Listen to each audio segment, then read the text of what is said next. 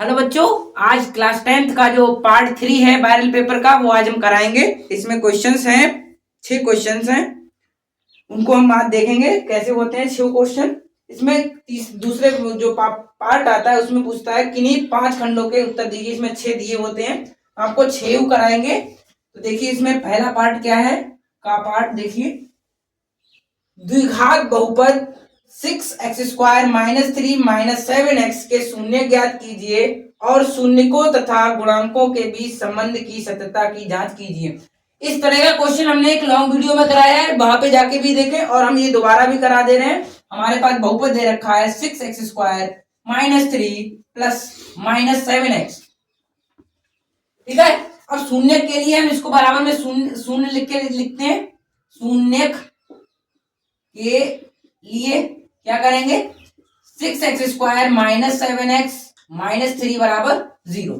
ठीक है, अब देखिए क्या करना है कि इसके गुणनखंड करेंगे कि गुणा करने पर 18 आ जाए और माइनस करने पर 7 आ जाए। तो 9 दूनी 18, तो -9x + 2x - 3 = 0। यहां से 3 कॉमन ले लेंगे, 3x कॉमन ले लेंगे, 2x - x कॉमन हो गया, 3 3 9 बचा। यहां से 1 कॉमन ले लेंगे, 2x - 3 बचा, 0। ये दोनों में कॉमन है, ये लिख लेंगे फिर से। 3x + 1 = 0। एक बार 2x - 3 = 0 और एक बार 3x - 1 = 0 करेंगे तो क्या आएगा, देखिए 2x = 3, x = 3/2। ये क्या हो गया, ये आएगा 3x = 1, x बराबर, ये प्लस है तो यहां माइनस आ जाएगा, देखिए -1/3। अब पास दोनों शून्य हो गए। अब हमें शून्य जो फॉर्मूलाज होते हैं, एक शून्य के योगफलों का और एक शून्यकों के गुणनफल का, तो ये योगफल का फॉर्मूला होता है। अगर हम इसे अल्फा मान लें, इसे बीटा मान लें, तो हमारे पास अल्फा प्लस बीटा का फॉर्मूला होता है -x का गुणांक अपॉन x² का गुणांक। ये फॉर्मूला होता है अल्फा प्लस बीटा मतलब दोनों शून्यकों का योग का।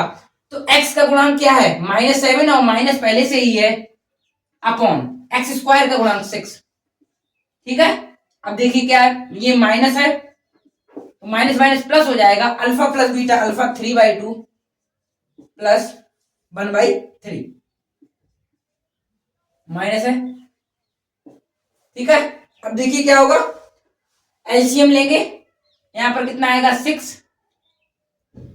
2 3 जा 6, 3 3 9 -2, इधर कितना आएगा माइनस माइनस प्लस 7/6, माइनस करेंगे तो आएगा 7/6 = 7/6।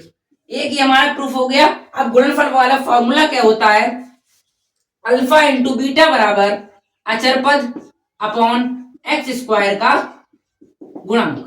अब अल्फा इंटू बीटा, ये अल्फा क्या है 3/2 इंटू में -1/3 और अचर पद हमारे पास क्या है -3 लिखेंगे अपॉन x² का 6, 3 1 3, 3 2 6, -1/2 बराबर -1/2। ये भी हमारा प्रूफ हो गया। तो नोट कीजिए, खा वाला क्वेश्चन है, दो संख्याओं के वर्गों का अंतर 180 है। छोटी संख्या का जो वर्ग है बड़ी संख्या का 8 गुना है, तो दोनों संख्याएं बताइए। तो हम लेंगे माना बड़ी संख्या बराबर x, छोटी संख्या बराबर y। ठीक है, तो जो बड़ी संख्या का स्क्वायर और छोटी संख्या का स्क्वायर का जो अंतर है, इन दोनों का स्क्वायर करेंगे। अकॉर्डिंग टू क्वेश्चन क्या आएगा, दोनों संख्याओं के वर्गों का अंतर, बड़ी संख्या का वर्ग ज्यादा होगा इसीलिए इसे आगे लिख दिया है, 180 है। ठीक है, तो देखिए यहां से क्या आएगा, x + y, x - y बराबर 100।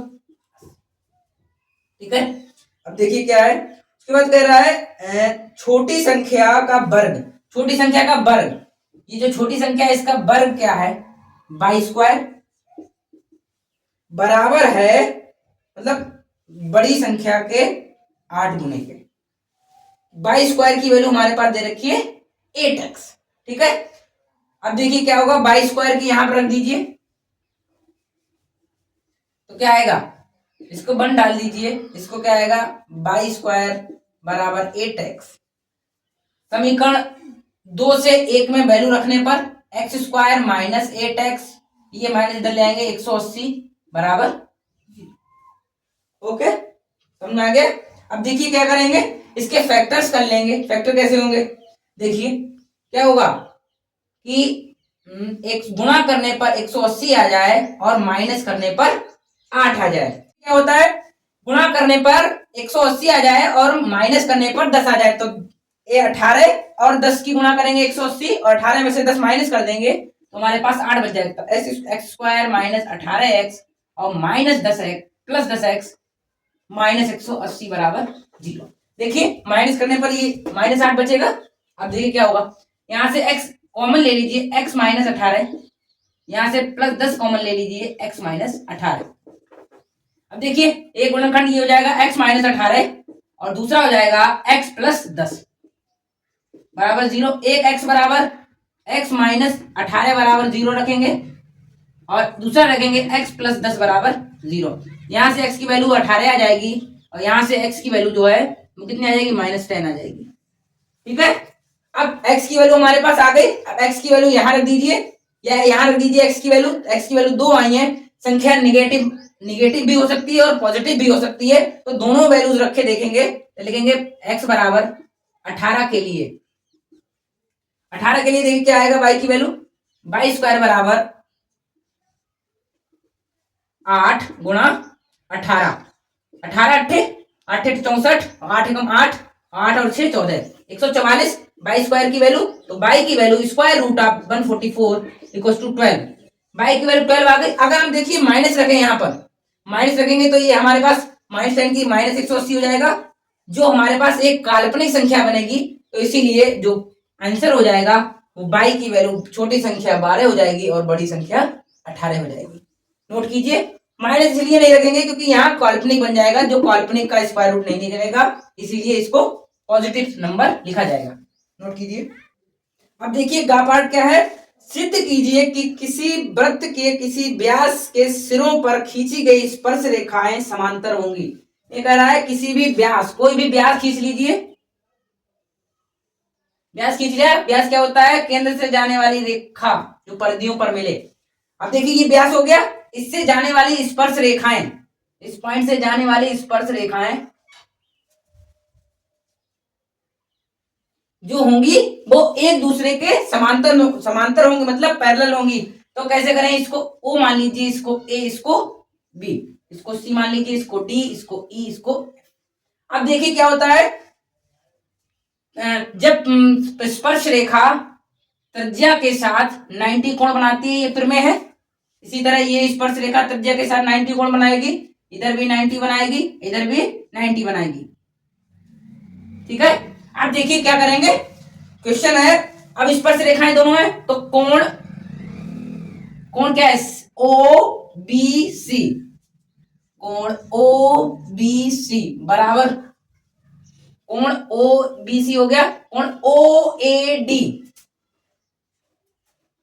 ओ ए डी नहीं, ओ ए ई, कोण ओ ए ई बराबर 90। ठीक है, अब देखिए कोण ओ बी एफ,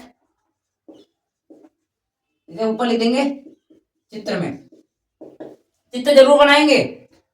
कोण ओ बी एफ बराबर होगा कोण ओ ए डी 90। अब ये दोनों, ये कोण इसके बराबर है, ये कोण इसके बराबर है, और जबकि अगर समांतर रेखाएं होती तो ये एकांतर कोण होते, तो आगे लिख देंगे एकांतर कोण।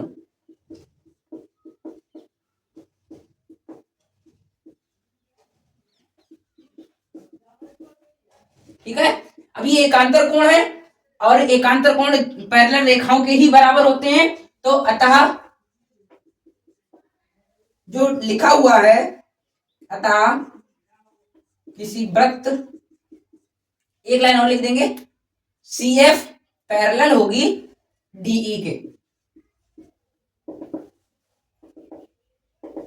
ठीक है, अतः किसी वृत्त के किसी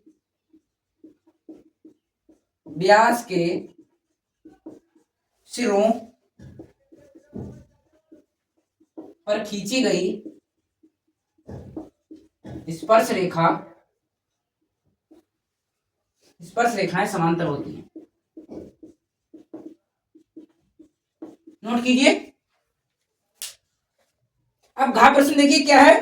सिद्ध कीजिए कि किसी बाह्य बिंदु से किसी वृत्त पर खींची गई स्पर्श रेखाओं के बीच का कोण जो है वो स्पर्श बिंदुओं को मिलाने वाली रेखाखंड को के केंद्र पर अंतरित कोण का संपूरक होता है। मतलब जो बाहरी बिंदु ये है, इससे हमने दो स्पर्श रेखाएं खींच दी, जहां बी पर और ए पर हैं। तो जो उनसे जो केंद्र को मिलाने वाला कोण अंतरित हो रहा है और जो यहाँ पर कोण बन रहा है, ये एक दूसरे के संपूरक हैं। ये कोण एक दूसरे के संपूरक हैं, मतलब इन दोनों का योगफल जो है वो 180 अंश है। तो हमें ये प्रूफ करना है। पहला क्या है, घा पाठ है, ठीक है। हमें ये प्रूफ करना है कि इन दोनों का जो योग है, इन दोनों का जो सम है वो 180 होगा। हम जानते हैं, लिखेंगे, हम जानते हैं कि कोण ओ बी पी बराबर कोण ओ ए पी। ये बराबर क्यों होंगे? देखिए, त्रिज्या के साथ स्पर्श रेखा 90 कोण बनाती है परिधि पर, ये भी 90 होगा, इसीलिए बराबर है, ठीक है। अब देखिए चतुर्भुज में देखिए, और हमें सिद्ध क्या करना है, दिखाइए कि सिद्ध करना है कोण बी ओ ए प्लस कोण ए पी बी बराबर 180, ठीक है। अब देखिए लिखेंगे, प्रूफ कैसे करेंगे, हम जानते हैं, यहां लिखेंगे, ठीक है। अब क्या है, चतुर्भुज ओ ए पी बी में कोण ए प्लस कोण पी प्लस कोण ओ प्लस कोण बी बराबर 360। चतुर्भुज के चारों कोणों का योगफल 360 होता है। ये दोनों हमारे पास 90 दे रखे हैं। देखिए कोण बी और कोण ए ये 90 है, प्लस कोण पी को क्या लिखेंगे, a p o b plus कोण ओ को क्या लिखेंगे, बी ओ ए प्लस कोण बी क्या है हमारे पास 90 बराबर 360। ये दोनों जोड़े 180 माइनस हो जाएंगे, तो लिखेंगे कोण ए पी बी प्लस कोण बी ओ ए बराबर होगा 360 माइनस 180 बराबर 180, ठीक है। तो प्रूफ हो गया। नोट कीजिए, यहाँ पार्ट देखिए क्या है, कह रहा है कि एक थैले में 3 लाल गेंदे और 5 काली गेंदे हैं, तो टोटल कितनी है, 8 गेंदें हो गई। अब देखिए 3 का लाल है, 5 काली हैं, तो उनमें से एक यादृच्छा निकाली जाती है। तो प्रायिकता ज्ञात करनी है कि गेंद लाल है। पहला पार्ट इसमें गेंद लाल है, प्रायिकता क्या होगी, प्रायिकता होती है संभावित स्थिति कितनी है कि 3 लाल गेंदें हैं, तो 3 लाल गेंदें संभावित स्थिति है। टोटल स्थिति क्या है, 8, तो इसकी प्रायिकता ये हो जाएगी। दूसरा पार्ट इसमें है लाल गेंद लाल नहीं है, गेंद लाल नहीं है, तो देखिए क्या है, लाल नहीं है, इसका मतलब काली गेंद होगी। काली गेंद हमारे पास है 5, तो प्रायिकता क्या हो जाएगी, 5 अपॉन टोटल कितनी संभावित स्थिति 8, तो ये हमारी प्रायिकता हो जाएगी। नोट कीजिए, फिर अगला बताते हैं। देखिए बच्चों, ये लास्ट क्वेश्चन है आज का। इसमें कह रहा है कि जो बारंबारता बंटन सारणी दे रखी है उसका जो माध्यक है, माध्यक मतलब माध्यिका हमारे पास दे रखी है 28.5, ठीक है, 28.5 दे रखी है। तो हमें इसमें x की और y की वैल्यू बतानी है कि क्या क्या होंगी। तो इसके लिए पहले तो फॉर्मूला देखते हैं, क्या होता है, फॉर्मूला होता है माध्यिका बराबर L plus n upon 2 minus c f upon f into h, ये फॉर्मूला होता है। इसमें L क्या होता है, L होता है जो होता है ये बारंबारता जो बंटन होता है वो L होता है। अब देखिए इसमें n/2 क्या होता है, n/2 होता है, n क्या है, n जो बारंबारताओं का योग है उसके अपॉन में 2, CF क्या होता है, जो बारंबारता जो माध्यक वर्ग आएगा उससे ऊपर वाला CF, F क्या होता है, जो माध्यक वर्ग है उसकी बारंबारता F होती है, गुणा H क्या होता है, H होता है वर्ग अंतराल। वर्ग अंतराल हमारे पास क्या आ रहा है, तो देखिए इसमें L की वैल्यू क्या आ जाएगी 20, n/2, n कितना है हमारे पास, माध्यक वर्ग ये हो जाएगा, क्योंकि हमारे पास 28.5 है तो किसके बीच आएगा, 20 और 30 के बीच में, तो ये हमारा माध्यक वर्ग हो जाएगा। ठीक है, तो ये माध्यक वर्ग हो जाएगा, इसलिए n बराबर हमारे पास कितना आएगा 20, n कितना है हमारे बारंबारताओं का योग 60/2, n/2 में पता करना है तो 30 आ जाएगा। ठीक है, n/2 की वैल्यू आ गई। CF जो बारंबारता माध्यक वर्ग होता है उससे ऊपर वाला CF लिखते हैं, तो CF बराबर हमारे पास आ जाएगा x+5। ठीक है, उसके बाद देखिए हमारे पास F चाहिए हमें, F क्या है, जो बारंबारता है माध्यक वर्ग की, तो F बराबर भी 20 आ जाएगा हमारे पास। और H क्या है, जो वर्ग अंतराल है हमारे पास, वर्ग अंतराल ये माइनस करेंगे तो कितना आएगा 10, H बराबर हमारे पास आ गया 10। अब ये सारी वैल्यूज यहाँ रख देंगे तो माध्यिका हमारे पास रखी है 28.5 बराबर 20 plus n/2 30 minus x -5 upon F कितना हमारे पास 20, H कितना है 10,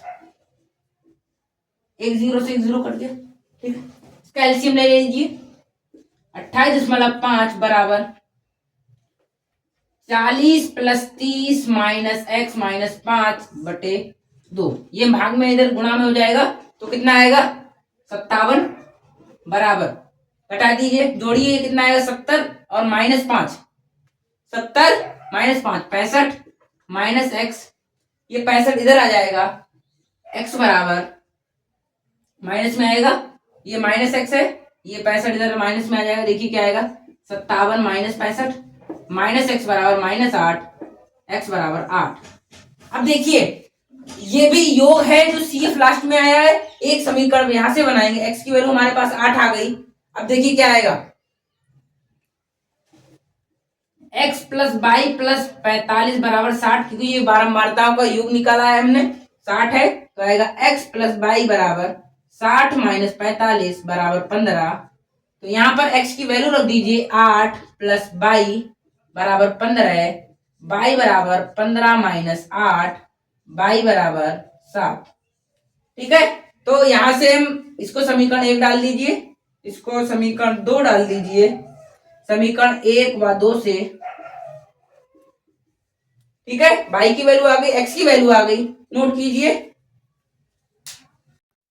इसी तरह से आने वाले चैप्टरों में जो मोस्ट इंपॉर्टेंट क्वेश्चन है वो इसी चैनल पर कराए जाएंगे, इसीलिए इस चैनल को सब्सक्राइब कर लें और अपनी कोई भी दिक्कत है उसको कमेंट करें, कोई भी क्वेश्चन है, डाउट है, सारे कुछ कमेंट कर दें, और वीडियो अच्छी लगी हो तो लाइक करें और अपने दोस्तों के साथ शेयर करें। Thank you.